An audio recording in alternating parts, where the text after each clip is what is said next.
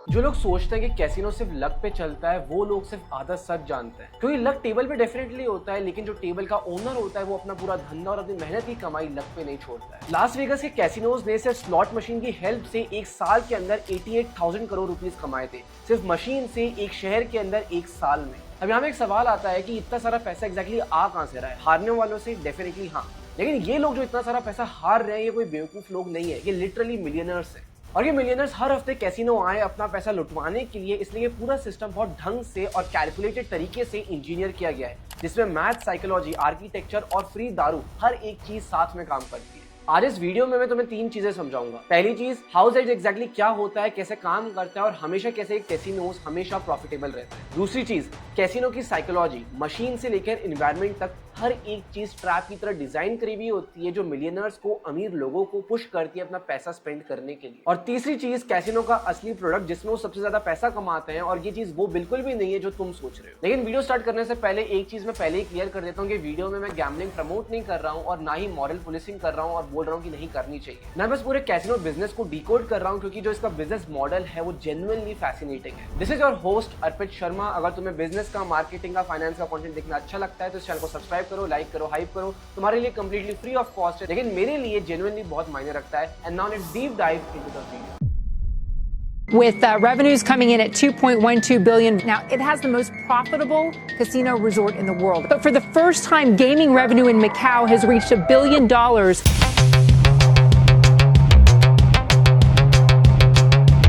तो जिसके पहले हम लोग पूरा बिजनेस डिकोड करें, ये चीज समझना बहुत जरूरी है कि पूरे गैम्बलिंग इंडस्ट्री का साइज और स्केल कितना बड़ा है। ग्लोबल कैसीनो इंडस्ट्री 2025 में रफली $328 बिलियन की थी। अगर मैं इसका एकदम सिंपल कंपैरिजन करूं तो मैकडॉनल्ड्स, जो दुनिया की सबसे बड़ी फूड चेन है, उनका भी पूरे साल का एनुअल रेवेन्यू सिर्फ $27 बिलियन था। और ये पूरी गैम्बलिंग इंडस्ट्री उस रेवेन्यू से भी लगभग 10 से 12 गुना ज्यादा है। इसी के साथ जो सिंगापुर का मरीना बे सैंड्स है, वो सिर्फ एक होटल कैसीनो बिल्डिंग है, और Q4 2025 में उसका जो ऑपरेटिंग प्रॉफिट था वो $806 मिलियन था, सिर्फ एक क्वार्टर में। अगेन अगर मैं तुम्हें इसका कंपैरिजन करके बताऊं तो फाइनेंशियल ईयर 2025 में जोमैटो ने प्रॉफिट कमाया था 527 करोड़ रुपीस, और मरीना बे सैंड ने एक क्वार्टर में जोमैटो से रफली 10 गुना ज्यादा कमाया, सिर्फ एक बिल्डिंग से 3 महीनों में। ये स्केल जानना इतना जरूरी इसलिए है क्योंकि ये चीज प्रूफ करता है कि ये पूरा कैसीनो का सिस्टम प्योरली लक पे काम नहीं करता है, और एक कंसिस्टेंट रेवेन्यू स्ट्रीम है जो ढंग से इंजीनियर की गई है। तो ये लक कभी भी तुम्हें कंसिस्टेंटली 88,000 करोड़ रुपीस कमा के लाके नहीं देता है। Now moving to the next part of the video,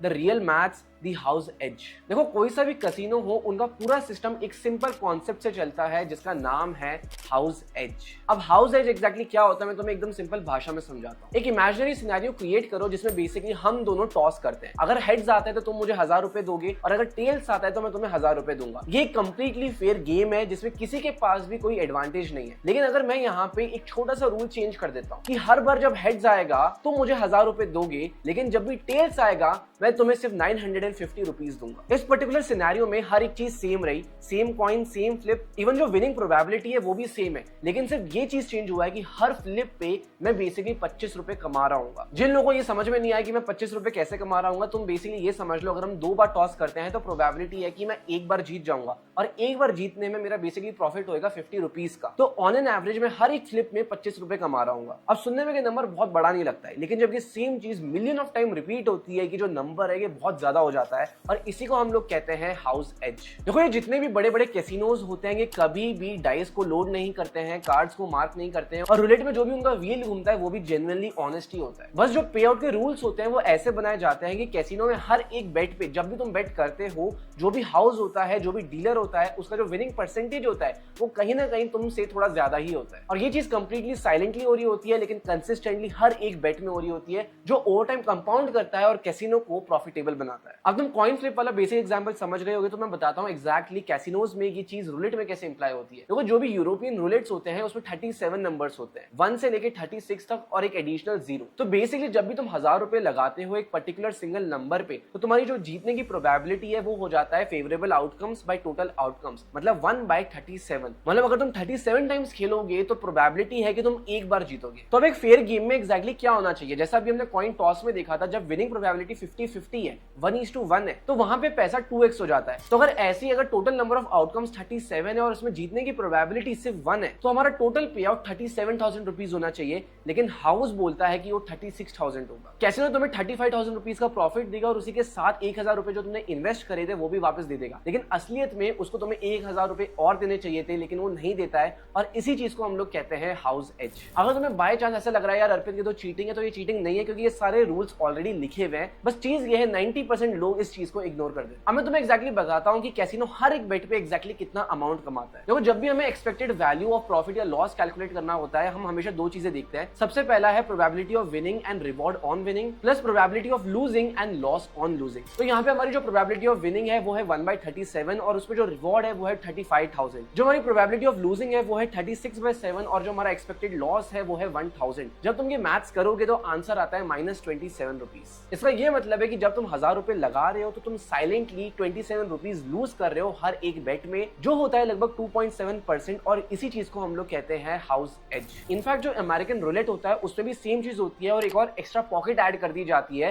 00 के नाम से। और बस ये एक पॉकेट ऐड करने की वजह से जो पहले हाउस एज सिर्फ 2.7% था वो 5.6% हो जाता है। हाउस का एज लिटरली डबल हो जाता है। Double margin on same table same chair, बस एक एक्स्ट्रा पॉकेट ऐड करने की वजह से। और अगर तुम्हें ऐसा लग रहा है कि ठीक है यार अर्पित हम लोग इंडिविजुअल नंबर पे बेट करते हैं तो हमारा लॉस होता है, लेकिन जो नॉर्मल रूलेट होता है रेड और ब्लैक का उसमें तो हमारी विनिंग प्रोबेबिलिटी 50-50 होती है, तो उसका आंसर है नहीं, क्योंकि उसमें भी एक ग्रीन पॉकेट ऐड करी जाती है जिसकी वजह से तुम्हारी विनिंग प्रोबेबिलिटी कम हो जाती है और हाउस की जीतने की प्रोबेबिलिटी बढ़ जाती है। और ये एक छोटा सा डिफरेंस ही कैसीनोज को लाखों करोड़ों रुपए कमा के देता है। अब हम नेक्स्ट बात करते हैं the real gold mine of casinos, the slot machines. देखो जब भी कोई प्लेयर ब्लैक जैक जैसा गेम खेलता है तो जो उनकी विनिंग प्रोबेबिलिटी होती है या जो हाउस का एज होता है वो सिर्फ 0.5% के आसपास होता है और ये सेम एज रूलेट में 2.7 से 5.6% तक होता है। मतलब जब भी प्लेयर्स रूलेट खेलेंगे तो कैसीनो का ज्यादा फायदा होता है, लेकिन ये जो स्लॉट मशीन्स होती है यहाँ पे जो हाउस का एज है वो 5 से 15% तक का होता है। देखो जो भी स्लॉट मशीन्स होती है वो एक सिंपल आरटीबी के प्रिंसिपल में काम करती है जिसको हम लोग कहते हैं रिटर्न टू प्लेयर, जो अभी के लिए मान लेते हैं 90% है। इसका बेसिकली ये मतलब है जब लॉन्ग रन में मशीन के अंदर 100 रुपए डाले जाएंगे तो मशीन सिर्फ 90 रुपीज ही वापस देगी और जो 10 रुपए है वो हाउस यानी कि कैसीनो के पास रख लिए जाएंगे। तो बेसिकली अगर तुम 10 लाख रुपए स्पिन करते हो तो जो तुम्हारा एक्सपेक्टेड लॉस है कि 1 लाख रुपीज होगा। और ये चीज एक्जैक्टली कितनी फैसिनेटिंग है कि नंबर्स तुम्हें खुद प्रूव कर देंगे। 2024 में लास वेगस में जो टेबल गेम्स थे उनसे जो टोटल रेवेन्यू कमाया गया था वो लगभग $3.8 बिलियन का था और जो रेवेन्यू स्लॉट मशीन से कमाया गया था वो $4.9 बिलियन का था। स्लॉट मशीन ऑफिशियली ज्यादा प्रॉफिटेबल है टेबल गेम्स के कंपैरिजन में। इनफैक्ट नेवाडा में ओवरऑल 67% गेमिंग रेवेन्यू सिर्फ स्लॉट मशीन से आया था। And the best part about this machine is that कि तुम्हें कोई टेबल नहीं चाहिए, कोई डीलर नहीं चाहिए, कोई मेंटेनेंस नहीं चाहिए, एक मशीन और वो ऑटोमेटिकली तुम्हारे लिए रेवेन्यू जनरेट करके तुम्हें लाके देती है। अगर कैसीनोज में कोई मशीन रिग्ड है तो वो सबसे ज्यादा स्लॉट मशीन ही है, क्योंकि हमें नहीं पता उसका रिटर्न टू प्लेयर रेशो क्या है। हो सकता है वो 70% हो, 80% हो या 90% हो, हमें कुछ आइडिया नहीं है। और अगर तुम ये सोचोगे ये जो कैसीनो मशीन्स है इनका जो रिटर्न टू प्लेयर वाला नंबर है, ये नंबर जितना लो होगा उतना ही बेटर है, क्योंकि फिर कैसीनो उतना ही ज्यादा पैसा कमाएगा। अगर कोई 100 रुपए डाल रहा है और रिटर्न टू प्लेयर 70 है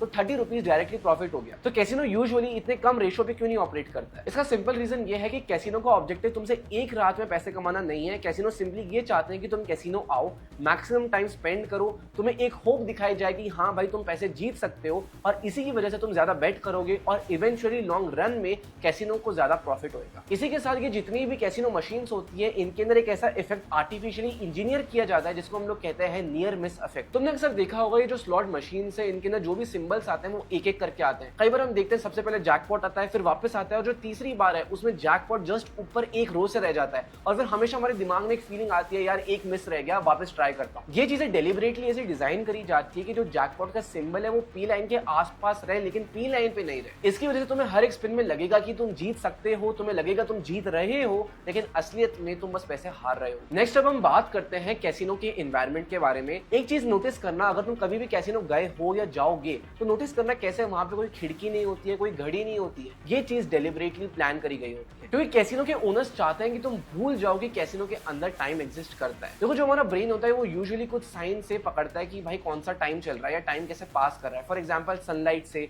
घड़ी से, ये सारी नेचुरल क्लूज होते हैं टाइम ट्रैक करने के लिए। लेकिन कैसीनो में डेलिबरेटली ये सारी चीजें हटा दी जाती है क्योंकि कोई पर्सन को पता ही नहीं चलेगा वो कितनी देर से गैम्बल कर रहा है, खेल रहा है या हारे जा रहा है। इसी के साथ अगर तुम कैसीनो फ्लोर के कारपेट्स देखोगे तो तुम देखोगे वो बहुत ज्यादा लाउड रहते हैं और अगली कारपेट्स रहते हैं। वो पैटर्न्स डेलिबरेटली ऐसे बनाए जाते हैं कि वो हमारा अटेंशन सीक करें और फिर हमारी आंखें मशीन्स की तरफ जाए। इसी के साथ जो कैसीनो का फ्लोर होता है वो एक प्रॉपर मेज की तरह होता है। अगर तुम एग्जिट ढूंढना चाहोगे तो तुम नोटिस करोगे ऐसे तुम्हें 10 मशीन्स के थ्रू पास वॉक करना पड़ेगा, 10 टेबल से पास थ्रू करना पड़ेगा। बाथरूम्स भी स्ट्रेटेजिकली लोकेटेड होते हैं, वो उस जगह पे होते हैं जहां में तुम्हें मैक्सिमम स्लॉट मशीन्स को पास करना पड़े। इसी के साथ तुमने नोटिस किया होगा जो भी अच्छे कैसीनोज होते हैं वो हमेशा फ्री ड्रिंक्स ऑफर करते हैं। जब तुम टेबल पे खेल रहे होगे कोई ना कोई वेटर आएगा और तुम्हें ड्रिंक्स ऑफर करेगा। ये चीज इसलिए नहीं करी जाती है क्योंकि कैसीनो वाले तुम्हारी परवाह करते हैं, बल्कि एक सिंपल रूल है साइकोलॉजी का कि जब भी पर्सन ड्रंक होता है या जो एक ड्रंक गैम्बलर होता है वो जब भी हारता है वो खुद को ब्लेम करता है। उसको लगता है उसकी गलती है और वो नेक्स्ट टाइम इंप्रूव कर सकता है, जिसकी वजह से वो और ज्यादा बेट करता है, ज्यादा टाइम तक बेट करता है, जिसकी वजह से अल्टीमेटली कैसीनो वालों को ही फायदा होता है। तो ये सारी चीजें एक साथ काम करती है एक परफेक्ट सिस्टम में और यही रीजन है कैसीनो क्यों जीतता है, नॉट बिकॉज उन्होंने सिस्टम रिग कर रखा है या कार्ड्स को मार्क कर रखा है। अब हम फाइनली बात करते हैं कि इंडिया में कैसीनो का क्या सीन है। इंडिया का लिस्टेड कैसीनो कंपनी है डेल्टा कॉर्प। FY24 में जो रेवेन्यू था वो रफली 902 करोड़ रुपीस था,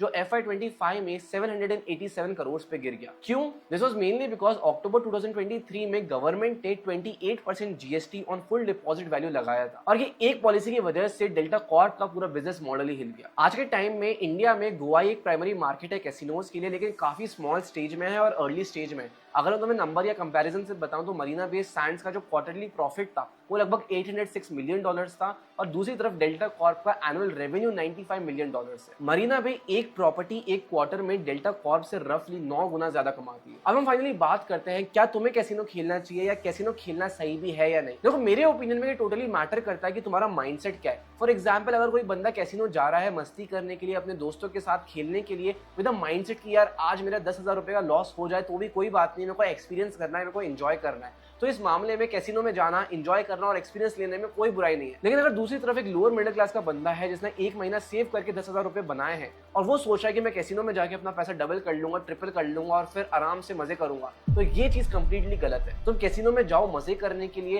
लेकिन अगर तुम इस माइंडसेट से जा रहे हो कि मैं अपना पैसा 3 गुना 4 गुना करूंगा तो बहुत ही ज्यादा अनलाइकली है कि वो चीज सच में होगी। तो यहाँ पे बात सही है गलत की नहीं है, बस माइंडसेट की है कि तुम पैसा डबल करने जा रहे हो कि बस इंटरटेनमेंट करने, मस्ती करने और अपने फैमिली के साथ एक अच्छा टाइम एंजॉय करने। अगर आज का वीडियो तुम्हें अच्छा लगा हो तो इस चैनल को लाइक करो, सब्सक्राइब करो, हाइप करो, क्योंकि तुम्हारे लिए कंप्लीटली फ्री ऑफ कॉस्ट है, लेकिन मेरे लिए जेन्युइनली बहुत मायने लगेगा। इसी के साथ साथ अगर तुम्हें शार्क टैंक के शार्क्स का असली बिजनेस जानना है तो तुम्हें मेरी स्क्रीन पे वीडियोस दिख रही होगी, तुम जाके वो देख सकते हो। This was your host Arpit Sharma. Thank you so much for watching.